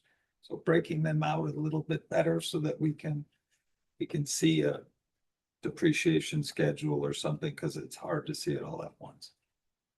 I mean, I can give you formats that I use all the time. It's super Actually, I helpful. asked Angel to have you talk to our finance. That's great. I'm happy to do that. Exactly. Happy to do that, just to make it That's good. easier. I think she's gonna arrange that for you. That's great. Then, We talked about it yesterday, I think. yeah, then so you can leave it alone.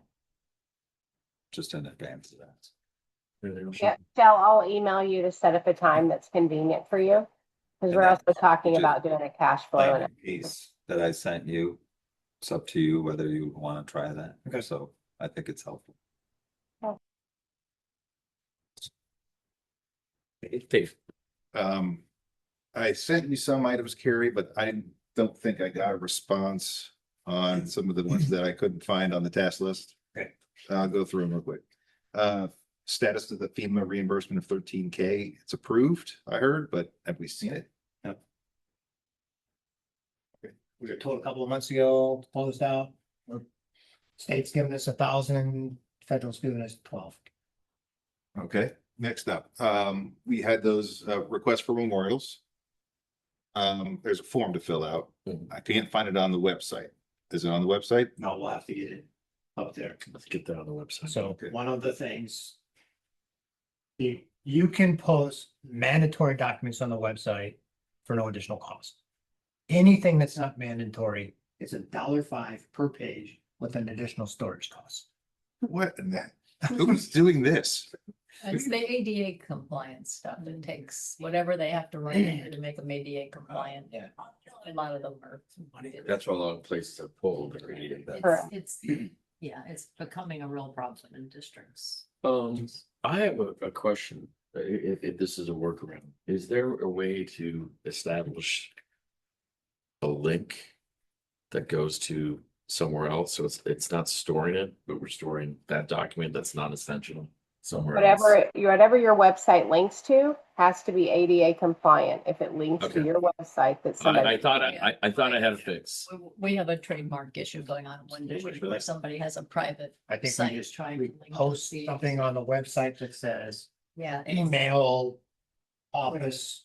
So somebody from the audience was shouting crow, because they're on their phone, like that guy in the Well, middle. that's a lot of it. Just say email us and we'll send it to you. Yeah. That defies logic to me. No, I. Oh, a lot of things defy logic. I spent My entire life. people What the? saying, "Well, they have a great website, what's wrong with it?" I'm like, because they're linking to the CDD and they're posting CDD documents and linking, and you can't do that. It's a government site, has to be ADA compliant. They can post whatever they want on their site. I but don't they can't- understand how Osceola County I can go on and I can download every They're single. paying for it. Because They are not paying a They baby. have their own, they have their own departments. They need to do Yeah, some of this They're stuff. probably storing all their own documents. They're on their own network. They're not paying someone else. To make them meet whatever the ADA Yeah, compliant I will- programming is. Tell you that our servers just got hacked. And we spent a couple of $1,000s recovering. Is that what happened later? Yeah. earlier today? Jeez, I've got so many Dave Hume emails. I'm like, God, Dave, stop. Yeah, I didn't pay the Yeah, rent. you didn't send that. So, I didn't. Okay, what else is on there? Couldn't access anything. finally disappointing. All right, the parking space out here. We're waiting on Smart City to move that box. They made it sound like they were gonna do it within 3 days, and then all of a sudden it was They like, just didn't say all They those didn't 3 days. were respond. together. They gave us a work order. We have a number and I I've emailed a couple times. shot him an email yesterday. I said, can we get an update on this? No response now. Holy cow. All right, last but not least is, and I don't, was this supposed to be on the agenda, but the CROA has the draft, uh, it's not ARB, the documents, Easement maintenance standards or whatever that they're trying to. Design guidelines. yeah. the Design draft guidelines. Design guidelines for our property. So now, at the risk of this being an hour and a half long conversation, I don't understand. That's why it wasn't on the agenda. Is that why? Because somebody brought it up. It wasn't, didn't you email? I brought it up, yeah. Yeah, Yeah. so one of the problems was we were never shown this. I just happened to click on it and read it. Right? That's how I knew. In fact, just so you know, if residents, it's not on every like Friday Flash and Monday Manor, it's not on every single one of them. But I happened to see it and I clicked on it, and there it was, the whole right of way. And so there's multiple changes that they want to do. One of metal tree rings and all this other stuff. Do you remember when we had the workshop? You know, we're talking about master plan. Or there was one thing that came up and was the trees, the oak trees. Can you waive the the mandate to go ahead and put Grass on, no, not grass, a mulch on those trees, because the mulches ain't gonna stay, right? The just water. roots are right. I said, that's all you gotta do. And so they came up with metal tree rings. You can't put a metal tree ring around this. And it was a green or brown metal tree ring that any homeowner can go ahead and put up. And I'm like, what?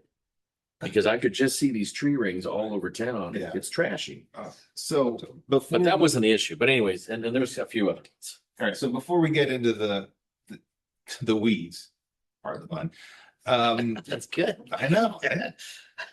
How, I understand the declarations say that the homeowner is required to maintain their property plus the space between that and them and the curb. All right, the CDD is not party to the declarations. Is that a true statement? Correct. So by what instrument does the CDD mandate what can and can't go on our being the CDD property? How are they even making rules on what? So They have architectural review powers that we do not have as the government, and they give easements to the CDD. It's an ongoing question. Is the CDD constrained by the decks? So in the past, the only thing that CROA has ever come to the CCDD for were those little paths to like the mailbox or the front of the house. Yeah, leave And ones. so CROA made a presentation and they said, we want to do bricks and the stuff like that. And the only thing the CCD said was, that's fine. But keep in mind that if we need to do work up front or whatever, we will restore it, grass, irrigation, but we will not restore the bricks or whatever. That's, and CROA said, fine. That has been the only time CROA officially approached the CCD for right of way. So the design guideline should have that single sentence in it, if that's the only known coordination on this topic. It could, unless we say, number one, we were never presented with everything, so we didn't have a chance to go ahead and discuss it, right? I think years ago, the CDD authorized ARC to maintain the design guidelines for the easements. And that's what I'm getting at. I'm wondering, historically, is there some sort of coordination or agreement or anything? And maybe Gary can answer. Maybe Gary can, why don't you step up, maybe he can help us out. Hearing Hudspeth, you remember, luckily, they made me chairman of the Charter and Bylaws Review and Update back in 2019 and 2020. So I got very familiar with this. I'm also currently, and have been for a couple of years, the chairman of the Covenants Committee. The charter, as you said, Jan, specifically says that the charter, which written by Disney lawyers as part of TCC, give design guideline authorship to ARC alone. It gives the CROA board, the ability to approve and make changes from the ARC recommendations. So you're right, CDD doesn't have any input to the design guidelines. Now, a year and a half ago, in the fall of 2024 through April of 2025. We had joint meetings between ARC and Covenants to rewrite and reformat the design guidelines so that they weren't a hodgepodge. They all had the same format, easier to read, easier to submit an application. And at the same time, we were updating them to current technology. Those joint meetings were terminated by the board in April of 2025, much to our dismay, because we were taking too long. In the interim, ARC acted on their own. I'm giving you information that is going to make some people upset. ARC on their own rewrote all the design guidelines without any Covenants input. Who's the head of ARC? Stephen Fraunfelder. Now or then or both. Both. So I convinced the board it is time now for us to coordinate. And once again, we have started joint meetings to consolidate the train of thought on what should that look like. We just started after 10 months. And we're in the process of doing that now. The very first one we coordinated in February was the landscape design guidelines.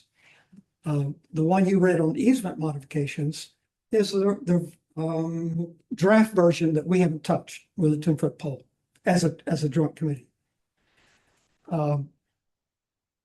Since then, the board said, why didn't we ask our town architect and our town landscape consultant for input? And what about, I said, getting CDD input? They never thought of those three things. So we're now getting those input, and I can say, had we been working on this for the last year, I would have brought it to you. But for some reason, they didn't consider you, and I think that was a mistake, and I'm sorry that happened. So we're trying. You should. Yeah, I know, but well, because I feel kind of responsible because we could have done this together, and it took me 9 months to get the board back into having joint meetings.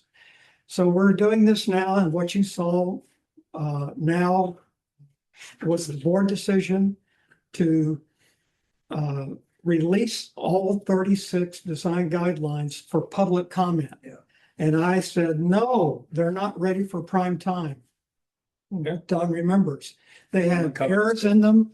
They had inconsistencies. Numbers weren't the same. They didn't consult CDD. And I said, we're not ready. It's embarrassing to release this to the public. But they decided, I'm telling, they'll be mad at me tomorrow night for saying this, and it's in public. I think it's like, They did it anyway. I think March 3rd or March 8th, you have up to that point to go ahead and put your input and then forever hold your peace. I thought it was April. It's April 4th. Is it- is it? Yeah, Because April 4th. I thought it was March, beginning of March. Yeah. Okay, Yeah. well, at least there's some time. Right, but tomorrow night, there'll be some discussion, maybe not. It's not on the agenda for crawl tomorrow night. But I intend to speak to the board about, we need to continue these joint meetings. I want to get you involved, although your input already is being considered, which I really appreciate. But I need to work this out together with ARC, who have been on this profile on their own for, pardon me for saying this, for far too long. There you go. I met with Jacob and Lauren, and we went through every single item. And I kind of provided our input on what we thought was okay. Yeah. The metal rings, 2 different colors. I asked about enforcement. I said, you don't enforce half the standards now. I'm concerned it's an additional trip hazard, but we're already having an issue. Well, you'll be- There's all sorts of different. So we've already had some of these discussions separately from your meeting, and we're pointing out some of the same situations. Our next meeting as a joint committee is 9th of March. And we're going to discuss all the inputs from you and everybody else. You know, it's really sad. I asked the staff last week, how many public inputs have you gotten so far? One. Because nobody knows about it. Right. I'm the only one that provided. Crow used to, would mail the community Oh, a list of, not all the documents, but say, hey, this is, you go on the website, this is what's happening. If not, this affects or whatever. right. Nobody, I asked my neighbors, nobody knows about It's because they do it all electronically now. Yeah, again, before getting into details, my biggest concern, just asking out of ignorance really, is the power dynamic there, because there's a difference between input, which can be ignored, and concurrence. Yeah, and it's a really uncertain area in the law. There's nothing that says a CDD is subject to the CROA deck. It was never thought of that CDDs would actually own property. However, if you're going to have any kind of architectural guidelines about what they're gonna do in the area, you wanna have an architectural review committee be able to give some guidelines. However, you're right, the CDD owns it and needs to have some say, but technically CDD property is not a lot that becomes a CROA entity. I would rather we do this together. Exactly. Because I'm gonna get myself in trouble again. No, but you're right. ARC wasn't interested in your input until they were forced to. We're gonna change some of that. Yeah. This is a little outside, but one of the things in Celebration, they don't allow like outdoor landscaping lights, right? You gotta get approved or whatever. And you can use your porch light, because that's how Disney designed the town. Oh, you should look at these guidelines. You can light up your house as a McMansion all over the place with lights, this and that and everything else. And I'm like, you completely are missing. What, once again, we haven't Oh, coordinated. no, I'm not blaming you. I'm just saying that I haven't even read all of them, so now I'm interested. But yeah, it's a problem for CDDs. Well, let's not talk about technically- lighting, because you don't inspect at night anyway, so who Well, knows? that's what I don't We'll understand. be forced to if that gets approved.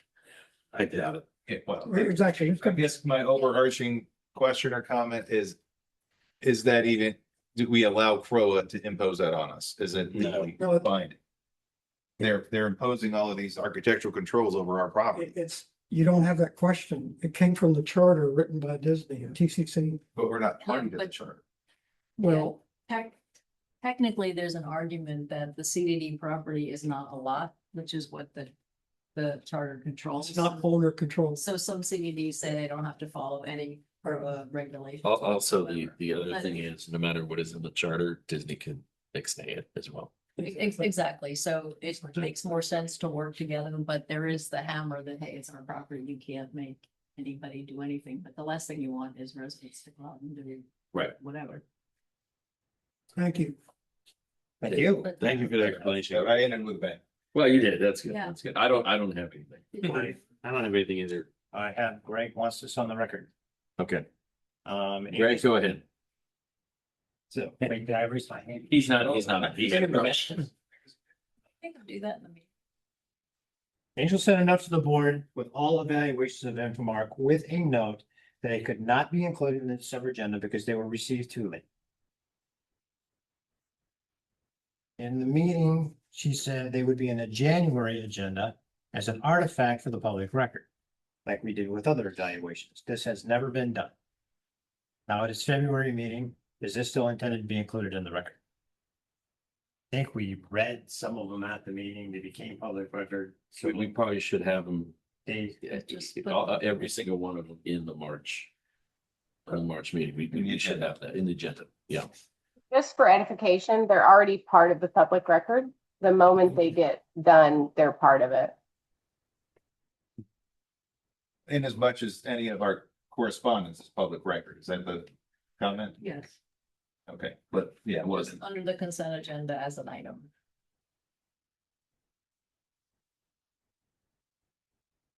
That was it. That was it. Thank you, sir. Audience comments?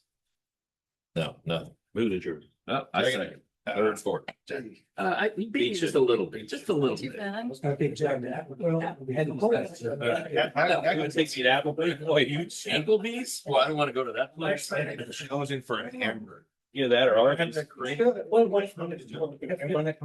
If we. Everything about this whole meeting with the hamburger.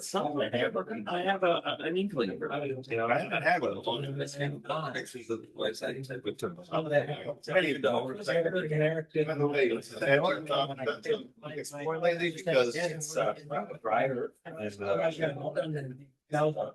it's We're just last. What am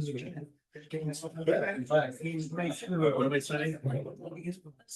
It's like- Might. Well, that's. Right. Just get. I gotta- that's- I can use the yellow mark. I'll use your black. Sorry, I texted. Let's get their money back.